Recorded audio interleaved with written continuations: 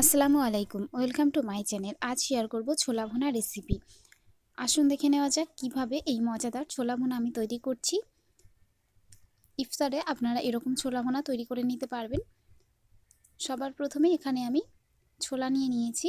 এখানে আমি 200 গ্রাম পরিমাণে ছোলা নিয়ে নিয়েছি। ছোলাটা খুব ভালো করে ধুয়ে পরিষ্কার করে নিয়েছিলাম। 5 ঘন্টার জন্য ছোলাটা আমি ভিজিয়ে রেখেছিলাম। এবার আমি ছোলাটা একটা পাত্রে নিয়ে নিয়েছি।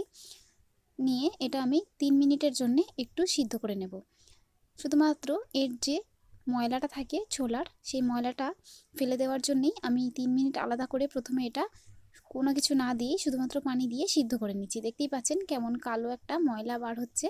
এরকম কালো একটা ময়লা ছোলার মধ্যে থাকে, তাই জন্য চেষ্টা করবেন প্রথমে এভাবে ময়লাটা ফেলে দেওয়ার। দেখুন 3 মিনিট পরে আমি পানিটা ফেলে খুব ভালো করে ছোলাটা আরও একবার ধুয়ে নিয়েছি। ধুয়ে পরিষ্কার করে নিলাম। নিয়ে এবার আমি ছোলার মধ্যে মশলা দিয়ে ছোলাটা খুব ভালো মতো সিদ্ধ করে নেব। তার জন্য আমি প্রেসার কুকারে ছোলাটা নিয়ে নিলাম। ছোলার মধ্যে দিয়ে দিচ্ছি আলু। আমি এখানে 2টো আলু নিয়ে নিয়েছি। ছোলা আর আলু আমি একসঙ্গেই সিদ্ধ করে নেব, এতে করে দ্রুত হয়ে যাবে। আর নিয়ে নিচ্ছি 4টে কাঁচা ঝাল, 2টো এলাচ, আর দিয়ে দেব 1 চা চামচ পরিমাণে লবণ, আর দিয়ে দিচ্ছি হাফ চা চামচ পরিমাণে হলুদ গুঁড়ো, আর দিয়ে দেব পানি। পানিটা যতটা ছোলা তার 3 গুণ পানি দিতে হবে এখানে, এতে করে ছোলাটা খুব ভালো মতো সিদ্ধ হয়ে যাবে। আর এখানে আলুটাও আমি ব্যবহার করেছি। দেখুন খুব ভালো মতো পানিটা দিয়ে এটা আমি সিদ্ধ করে নিয়েছি। সিদ্ধ করে নেওয়ার পরে দেখতেই পাচ্ছেন পানিটা কিন্তু পুরোটাই টেনে গেছে, আলুটাও খুব ভালো করে সিদ্ধ হয়ে গেছে। ছোলাটাও আমি দেখিয়ে দিচ্ছি। দেখুন ছোলাটাও খুব ভালো মতো সিদ্ধ হয়ে গেছে। এবার আমি এটা রান্না করে নেব। রান্না করে নেওয়ার জন্য 50 গ্রাম পরিমাণে সাদা তেল দিয়ে দিয়েছি। কড়াইতে দিয়ে দিচ্ছি 2টো এলাচ, আর দিয়ে দেব একটা বড় সাইজের পেঁয়াজ কুচি। পেঁয়াজটা খুব ভালো করে এবার আমি ভেজে নেব। একবার অবশ্যই আপনারা এইভাবে তৈরি করে দেখবেন। আশা করছি আজকের রেসিপিটি আপনাদের কাছে অনেক বেশি ভালো লাগবে। ছোলা ভুনা অনেকে অনেক রকমভাবে তৈরি করে থাকেন, তবে সবসময় আমি কিভাবে তৈরি করে থাকি সেটাই আপনাদের সঙ্গে শেয়ার করেছি আজকে। দেখুন খুব ভালো করে পেঁয়াজটা ভেজে নিতে হবে। এর আগে আমি এর মধ্যে দিয়ে দিচ্ছি 2টো শুকনো ঝাল। খুব ভালো করে এবার পেঁয়াজটা লাল হওয়া পর্যন্ত আমি এটা ভেজে নেব। দেখুন পেঁয়াজটা লাল হয়ে গেছে। এবার আমি এর মধ্যে দিয়ে দিচ্ছি হাফ চা চামচ পরিমাণে রসুন বাটা, 1 চা চামচ পরিমাণে আদা বাটা, হাফ চা চামচ পরিমাণে জিরে বাটা। আমি এখানে জিরে বাটা ব্যবহার করেছি, আপনারা চাইলে জিরে গুঁড়ো ব্যবহার করতে পারেন, তবে জিরে বাটাটা দিলে বেশি ভালো হয়, তাই চেষ্টা করবেন জিরে বাটাটা দেওয়ার। দেখুন খুব ভালো করে এবার আমি মশলাগুলো একসঙ্গে, দেখুন মশলাটা খুব ভালো মতো আমার কষিয়ে নেওয়া হচ্ছে। এভাবে চেষ্টা করবেন একটু সময় নিয়ে খুব ভালো করে মশলাটা কষিয়ে নিতে। গ্যাসের ফ্লেম মিডিয়ামে রেখে খুব ভালো করে আমি মশলাটা কষিয়ে নিচ্ছি। এখনও পর্যন্ত যদি আমার চ্যানেলটা আপনারা সাবস্ক্রাইব না করে থাকেন তাহলে অবশ্যই করে সাবস্ক্রাইব করে পাশের বেল আইকনে ক্লিক করে রাখবেন। মশলাটা খুব ভালো করে কষিয়ে নেওয়ার পরে এর মধ্যে দিয়ে দিয়েছি 2টো টমেটো কুচি করে নেওয়া। খুব ভালো করে মশলার সঙ্গে টমেটোটা এবার আমি মিশিয়ে দিচ্ছি। অবশ্যই করে এখানে টমেটোটা ব্যবহার করার চেষ্টা করবেন। টমেটো এই ছোলা ভুনাতে টেস্ট কিন্তু অনেক গুণ বাড়িয়ে দেয়। এবার দিয়ে দিচ্ছি 1 চা চামচ পরিমাণে লবণ। অবশ্যই করে লবণটা একটু বুঝে ব্যবহার করবেন।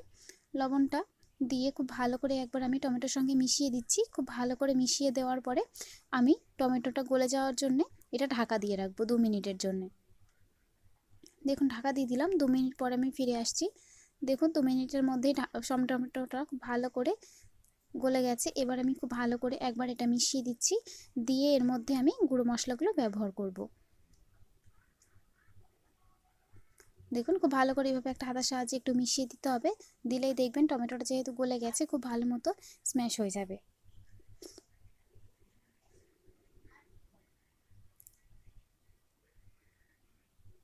খুব ভালো করে মিশিয়ে দেওয়ার পরে এবার আমি গুঁড়ো মশলার মধ্যে দিয়ে দিচ্ছি হাফ চা চামচ পরিমাণে হলুদ গুঁড়ো, দিয়ে দেব হাফ চা চামচ পরিমাণে লাল লঙ্কার গুঁড়ো, দিয়ে দেব হাফ চা চামচ পরিমাণে গোলমরিচ গুঁড়ো। ঝালের পরিমাণটা অবশ্যই আপনারা বুঝে ব্যবহার করবেন এখানে। আর দিয়ে দিচ্ছি হাফ চা চামচ পরিমাণে ধনিয়ার গুঁড়ো। খুব ভালো করে এবার আমি গুঁড়ো মশলাগুলো আবারও কষিয়ে নিচ্ছি। দেখুন চেষ্টা করবেন মশলাটা খুব ভালো করে কষিয়ে নেওয়ার, এতে করে কিন্তু এই ভুনা ছোলার টেস্টটা ভালো হয়।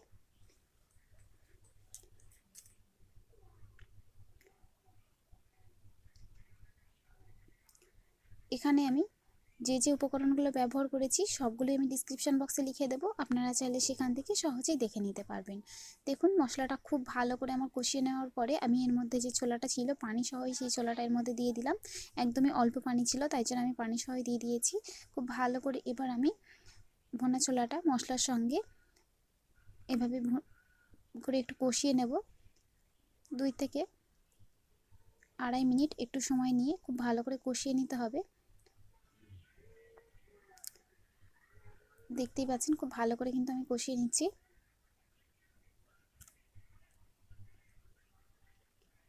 এখনই দেখতে পাচ্ছেন যে এই ভুনা ছোলার টেক্সচারটা ঠিক কেমন এসেছে, খেতে কিন্তু দুর্দান্ত হয়। তাই অবশ্যই আপনারা এই রেসিপি ফলো করে একবার হলেও বাড়িতে ট্রাই করে দেখবেন।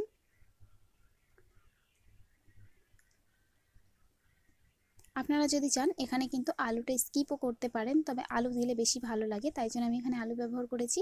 আপনারা যদি আলু দিতে না চান তবে এমনিই করতে পারবেন আলু ছাড়া। খুব ভালো করে দেখতেই পাচ্ছেন আমি এটা কষিয়ে নিচ্ছি। খুব ভালো করে এটা কষিয়ে নেওয়ার পরে এর মধ্যে আমি আলুটা দিয়ে দিলাম। আলুগুলো আমি এভাবে টুকরো করে কেটে নিয়েছি। আপনারা এমনি আলুটা ম্যাশ করেও দিয়ে দিতে পারেন। আলুটা দেওয়ার পরে খুব ভালো করে আলুটা আমি মিশিয়ে দিচ্ছি যতক্ষণ না পর্যন্ত ছোলাগুলোর মশলাটা গা ছেড়ে আসছে, ততক্ষণ পর্যন্ত খুব ভালো করে এটা একটু আমি কষিয়ে নেব। দেখুন হয়ে গেছে। এবার আমি এর মধ্যে দিয়ে দিচ্ছি পানি। পানিটা খুব বেশি এখানে ব্যবহার করব না, আমি এখানে হাফ কাপের মতো পানি ব্যবহার করছি, যেহেতু আলু ছোলা দুটোই সিদ্ধ করে নেওয়ার, তার জন্য পানির পরিমাণটা একদমই অল্প দিলে হয়ে যাবে।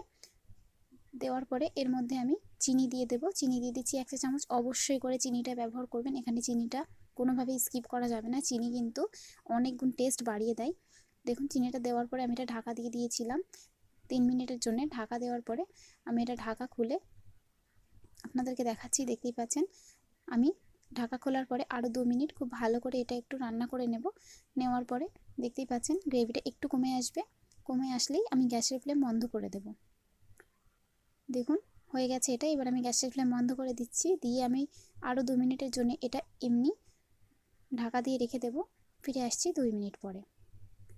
দেখুন 2 মিনিট হয়ে গেছে। দেখতেই পাচ্ছেন ছোলাটা কিন্তু রেডি হয়ে গেছে। আজকের এই ছোলা রেসিপি যদি আপনাদের কাছে ভালো লেগে থাকে তাহলে অবশ্যই একটি লাইক করে দেবেন। কমেন্ট করে অবশ্যই আমাকে আপনারা জানাতে পারেন আজকের রেসিপিটি আপনাদের কাছে কেমন লেগেছে। আপনারা যদি ইফতার স্পেশাল কোনো রেসিপি দেখতে চান তাহলে কমেন্ট বক্সে অবশ্যই করে রেসিপির নাম লিখে জানাবেন। অবশ্যই করে আমি সেই রেসিপিটি আপনাদের সঙ্গে শেয়ার করব। আজকের মতো এই পর্যন্তই। আবারও চলে আসব নিত্য নতুন রেসিপি নিয়ে। ভালো থাকবেন আপনারা।